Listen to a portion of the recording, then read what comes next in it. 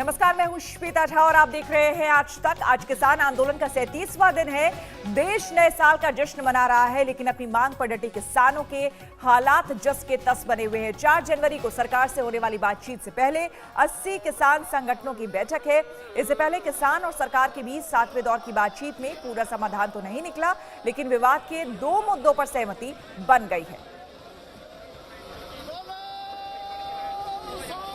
हम सीधे आपको ले चलते हैं सिंगू बॉर्डर, जहां से हमारे संवाददाता मुनीश पांडे हमारे साथ जुड़ गए हैं। मुनीश, क्या कुछ जानकारी वहां से, क्या तस्वीरें वहां से? नए साल का पहला दिन और 80 संगठनों की बैठक वहां पर।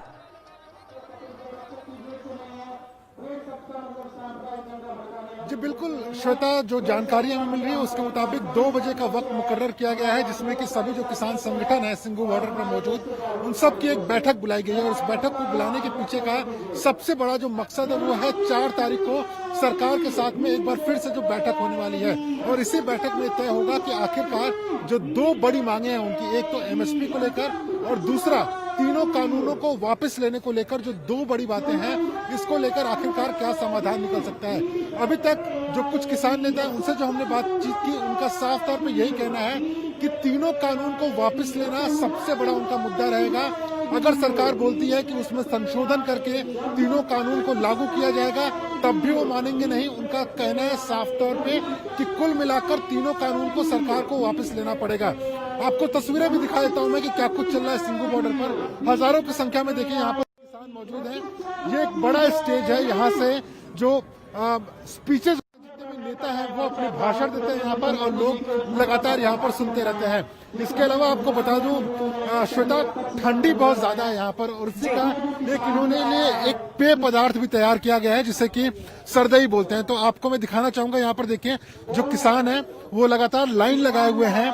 बादाम, खसखस और काली मिर्च से ये पेय पदार्थ बनाया जाता है और उसके बाद में ठंडी से निजात पाने का ये एक इन्होंने तरीका अपनाया हुआ है। तो कह सकते हैं कि नए साल की जो शुरुआत है किसानों ने कुछ इसी तरीके से की हुई है।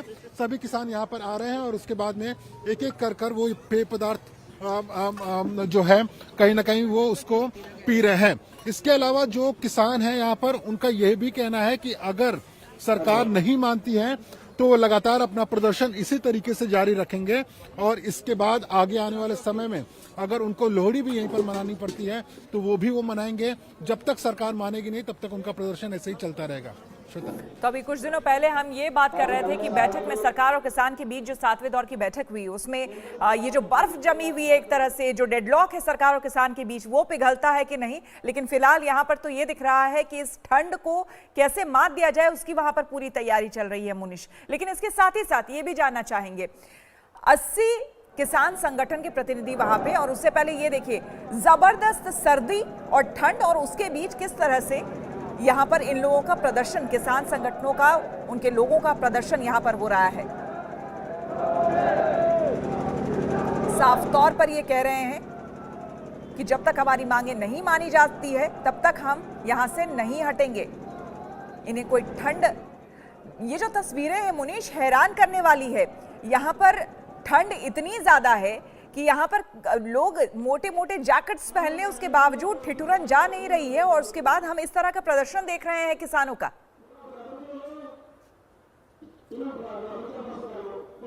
जी बिल्कुल, और मैं बताता हूँ आपको, रात में जो तापमान है वो 1 से 2 डिग्री सेल्सियस हो जा रहा है पिछले 1-2 दिनों से। क्योंकि ये जो सिंगू बॉर्डर है वो ऐसे इलाके में है जहां पर आसपास में रिहायशी इलाके हैं नहीं, पेड़ पौधे, इसकी वजह से ठंड और भी ज्यादा रहती है। सुबह के वक्त कोहरा इतना घना था कि आपको आगे कौन है वो भी दिखाई नहीं दे रहा था। लेकिन कहीं ना कहीं किसानों का ये कहना है कि वो खेतों में काम करने वाले लोग हैं, उनको इस ठंड से ज्यादा दिक्कत नहीं हो रही है। उनको अगर दिक्कत है तो वो है 3 कानूनों को लेकर। और इसी वजह से मैं अपने कैमरामैन संजय को बोलूंगा, देखिए धूप निकल आई है लेकिन फिर भी ठंड कितनी ज्यादा है यहाँ पर। आप देखिए जितने भी किसान हैं आप देख सकती हैं, जो गर्म कपड़े हैं वो पहने हुए हैं, शॉल ओढ़े हुए हैं, जैकेट मोटे मोटे पहने हुए हैं, और कहीं ना कहीं जो व्यवस्था है उनकी, क्योंकि हजारों की संख्या में यहाँ पर किसान है, तो जो उनकी व्यवस्था है रहने की उसे भी तैयार किया गया है। कंबल पंजाब से मंगाए गए हैं, उसके अलावा कई जगह पर टेंट लगाए गए हैं जहां पर कम से कम जो महिलाएं और बच्चे यहाँ पर मौजूद हैं, क्योंकि एक भारी संख्या है जिसमें कि बुजुर्ग महिलाएं और बच्चे भी इस कहीं ना कहीं आंदोलन में उनके शामिल हैं। तो उनके लिए भी अगर बात की जाए तो ठंड एक बड़ी मुसीबत तो जरूर है, लेकिन उनका साफ तौर पे कहना है कि ठंड उनके लिए दूसरी मुसीबत है। सबसे बड़ी मुसीबत जो है वो तीनों कानून है।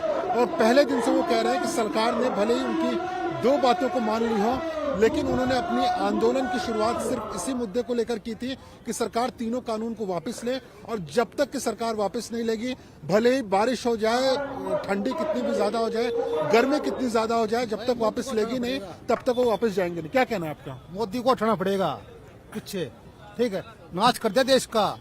चलिए ठीक है, तो मैं आपकी बात सुन जी, रहा हूं। बिल्कुल। इनका कहना है कि सरकार को ये कानून वापस लेना बिल्कुल, पड़ेगा। आक्रोश जब तक अभी भी वापस है, नहीं- आक्रोश अभी भी आपके पास आएंगे हम मुनीश, लेकिन इस बीच हम आपको बता दें कि खेत खलिहानों को अपने घर से भी ज्यादा समझने वाले किसान दिल्ली के पास 37 दिन से हाईवे पर हैं।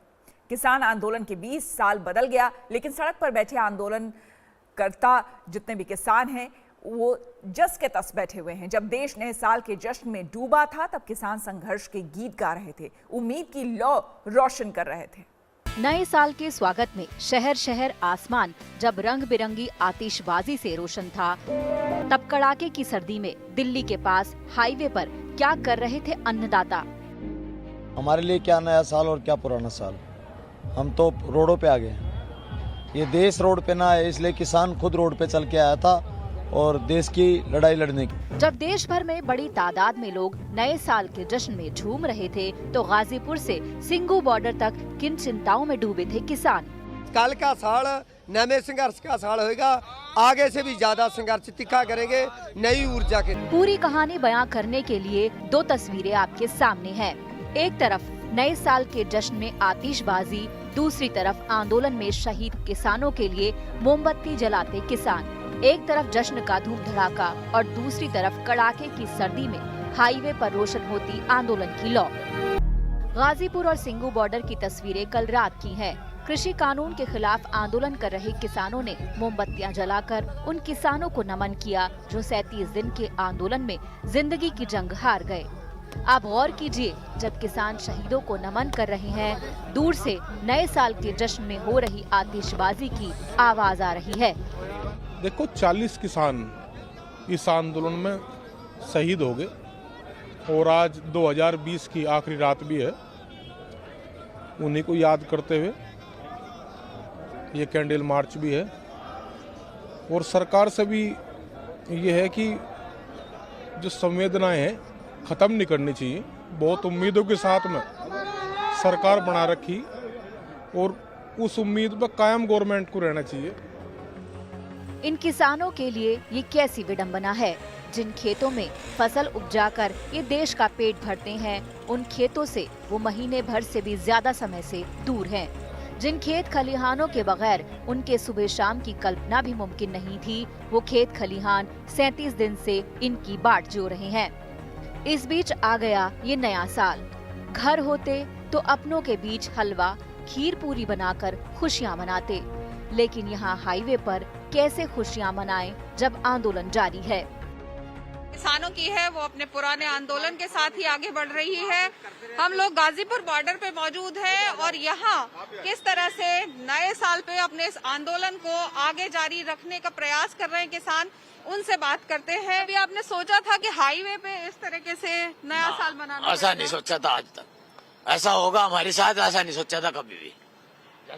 नहीं, हमने तो नहीं सोचा था। हमने तो परिवार को छोड़ के नए साल पे हम अपने परिवार के साथ जो है बैठ के बच्चों के साथ नया साल बनाते, वो भी यहाँ सड़क पे हम पड़े हैं। बताओ कितनी मजबूरी हमारी। अन्नदाता दुखी हैं, लेकिन इरादा अटल है, उम्मीदें कायम है। आखिरकार कड़ाके की सर्दी से चिलचिलाती गर्मी और बारिश के बीच धरती का सीना चीरकर देश का अन्न भंडार भरने वाले किसान महज महीने भर के संघर्ष से अपना हौसला कैसे खो सकते हैं। हक सच वाले हथी झंडे ने फड़े किरसान दे लई, आओ सारे एक थां ते हो जीए खड़े किरसान दे लई, औखे वेले जिवें साडे पुरखे लड़े किरसान दे लई। और इस नहीं हो यारो कोई एके नाल दी, बाबे ने कड़ी जुगत कमाल दी, रीस नहीं हो यारो कोई एके नाल दी, बाबियां ने कड़ी जुगत कमाल दी, बाबियां ने कड़ी जुगत कमाल दी। अपने घरों में सुकून से बैठकर अलग अलग आप नए साल की खुशियों में डूबे हों तो जरा एक नजर इधर भी डाल लें। जश्न मनाने के लिए आप जो भी जायकेदार निवाला लेते हैं उसके पीछे इन्हीं की मेहनत होती है। लिहाजा खुशी की इस घड़ी में इनकी मुश्किलों पर हमें गौर करना चाहिए। कम से कम इतना तो बनता ही है।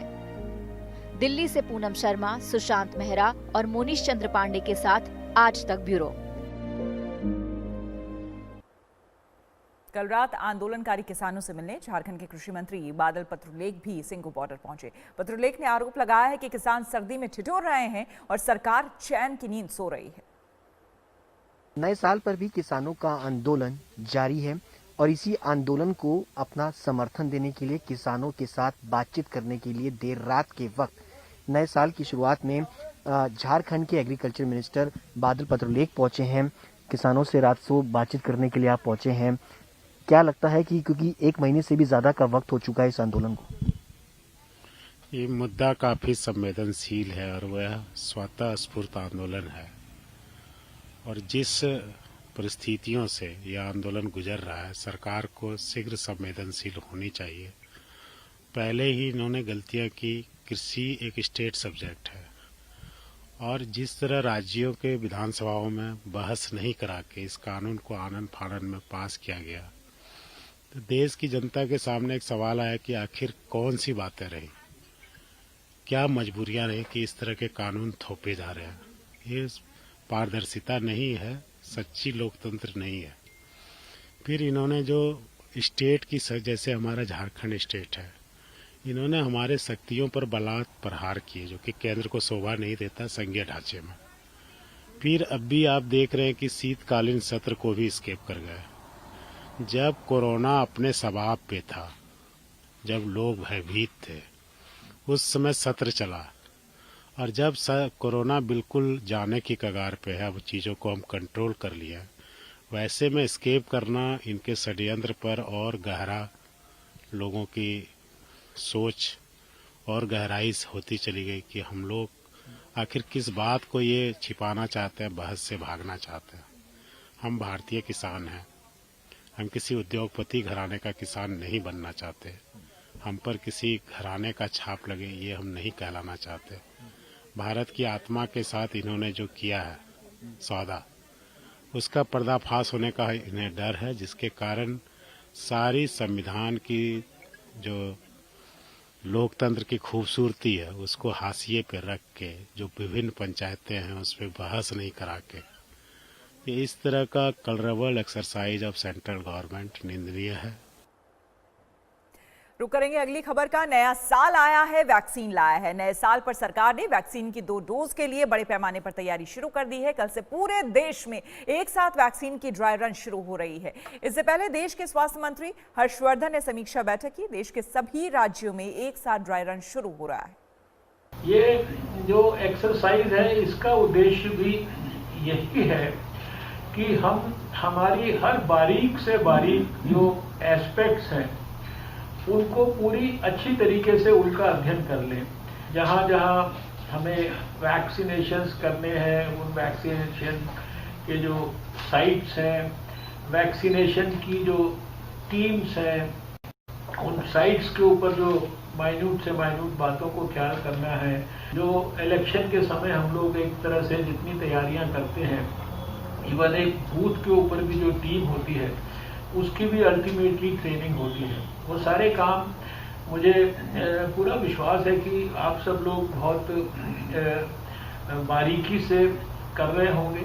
2 वैक्सीन्स तो कम से कम ऐसी हैं जिन्होंने हमारे जो ड्रग कंट्रोलर के पास, एक्सपर्ट्स के पास अप्रूवल के लिए अपनी जो एप्लीकेशन है लगाई भी है और उनको अप्रूवल देने के संदर्भ में उनके डाटाज को बहुत एग्रेसिवली, बहुत प्रोएक्टिवली स्टडी किया जा रहा है।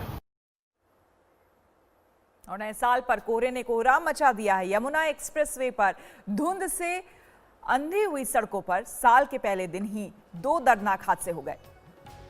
पहली घटना में मोटरसाइकिल सवार को एक गाड़ी ने पीछे से रौंद दिया। देखिए, एक मथुरा की घटना है और एक बागपत की घटना है। तो ये जबरदस्त टक्कर, आपको हम बता दें यमुना एक्सप्रेसवे पर, अक्सर यमुना एक्सप्रेसवे पर इस तरह के देखिए कार और ये ट्रक की टक्कर, कितनी भीषण टक्कर है ये बागपत में। तो पहली घटना में मोटरसाइकिल सवार को एक गाड़ी ने पीछे से रौंद दिया था, तो बागपत में दूसरी घटना में एक के बाद एक 20 गाड़ियां कोहरे की वजह से आपस में टकरा गई। इसी के साथ रुकेंगे एक छोटे से ब्रेक के लिए, बने रहे हमारे। नमस्कार, मैं हूं अंजना ओम कश्यप। हमें उम्मीद है ये वीडियो आपको पसंद आया होगा। लेटेस्ट खबरों के लिए यूं ही देखते रहिए आज तक, और इस वीडियो के पसंद आने पर लाइक, शेयर एंड सब्सक्राइब करना ना भूलें।